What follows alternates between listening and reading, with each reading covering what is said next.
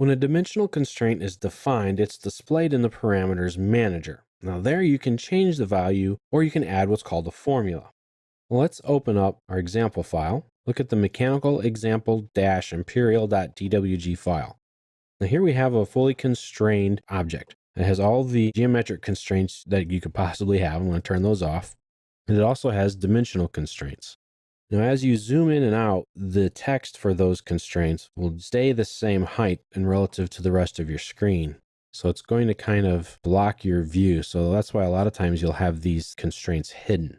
But if you open up your parameters manager, this gives you a tablet and it will show you all of the different dimensional constraints that you have.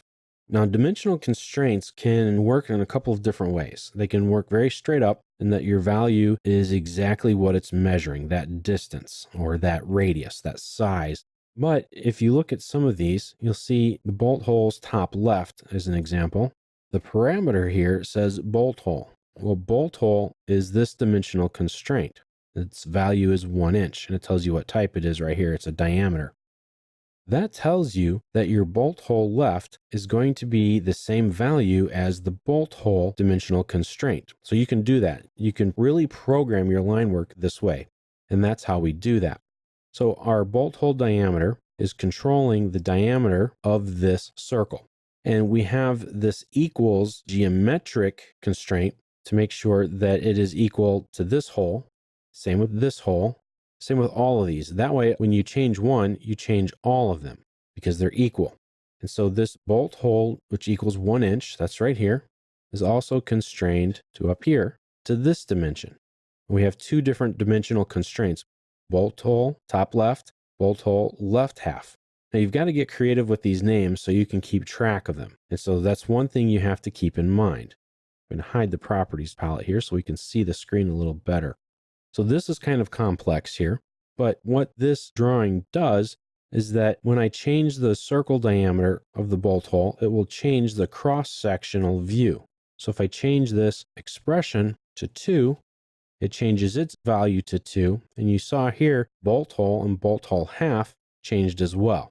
That made this hole bigger, did the same over here as well.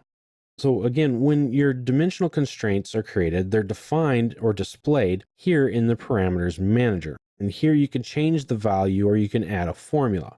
Now this file, as you can see, has several in it. And in the name column, it has the name of the parameter. The expression column is the expression or its formula. And that formula can be very simple as just being a regular number or a value. And that's what the case is for the bolt hole. Now, that actual number or that expression or that formula can be the name of another dimensional constraint. And that's what we've done here. Or you can combine that name with a formula. Here's bolt hole divided by the value of the number 2. And so it's an algebraic expression. Here in this case, we have the shaft ID. That's the inner diameter of the shaft. That's this guy right here. And it's set at 3. Now we have the shaft side ID, which comes over here. And that just values the shaft ID. Shaft ID divided by 2, and so on and so forth. We do that to control all of the lines and to do the work that we want it to do. So let's start a blank file. Use the AutoCad.dwt template file. I'm going to close that for now. And let's draw a rectangular shape. Let's make it 5 units by 5 units. Type in the number 5, hit tab, number 5 again, press enter. And this has been fully constrained. And if you're not sure if it is or not, hit the auto constrain, select everything, press enter, and you can see it added something into it. I'm going to turn off the infer constraints for now. Let's draw a circle from the center of the block. And I'm going to get it diameter of 5 units. So it fits perfectly inside here.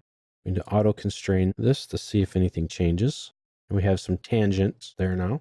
I'm going to apply some dimensional constraints now to each leg. Just going to go linear. From there to there to D1. And we're going to do the same thing here to here. And it can't create this because it's going to over constrain it. So what I'm going to do is I'm going to delete all of the constraints because I've over constrained it. And you may find out that happens from time to time. There we go. And these are now working. If I turn this on through the parametrics manager, you can see here I have D1. and I have D2. And with these shown, as I select them, it highlights them and lets you know where they're at. So now if I make D2 in the expression, I'm going to call it D1 divided by 2. It's going to make it half of the value of D1. It moved that line up. Now I'm going to add a radius. I'm going to add it to this circle. You can put this spot anywhere else you want. That spot can go anywhere. And now I have radius. The value is 2.5. I'm also going to change that to D1 divided by 2. So now if I change D1's value, let's say to 8, everything gets a little bigger. Now, because we don't have it properly geometrically constrained, or we haven't added more dimensional constraints at all, that kind of goes crazy. Because now, if I change it back to 5, luckily it goes back to the way it belongs. So you can also use filters. I can group filters in a lot of different ways. I can isolate some different groups in the filter, and I can go to these in case I want to. So what I can do is just kind of click and drag the different filters in here. And I can right click on that group and say isolate it. That way I work with only my box dimensions. So if I create a new filter group, I can call it whatever I want. I put the radius in here. Now I can show it, or I can isolate it. So now I only have to work with my circle based or my radius based or however it is I wanted to define that group. So your filters will help you out because as you can see in this example file here, there are a lot of different expressions that we can use and get to. That can make it very difficult to work in. So when you work with these, organize them by filters, by groups like that. Give them names, make sure they are relevant to the geometry or to the type of constraints you're trying to use to make it easier on yourself to work in.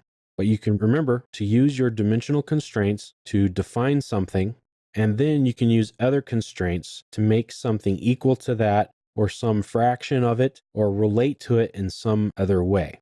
So let's say you have one hole and you need a second hole, but you need that second hole to always be 1 inch bigger so that you would just say bolt hole equals whatever value that circle is, and then bolt hole 2 equals bolt hole plus 1. You can do that.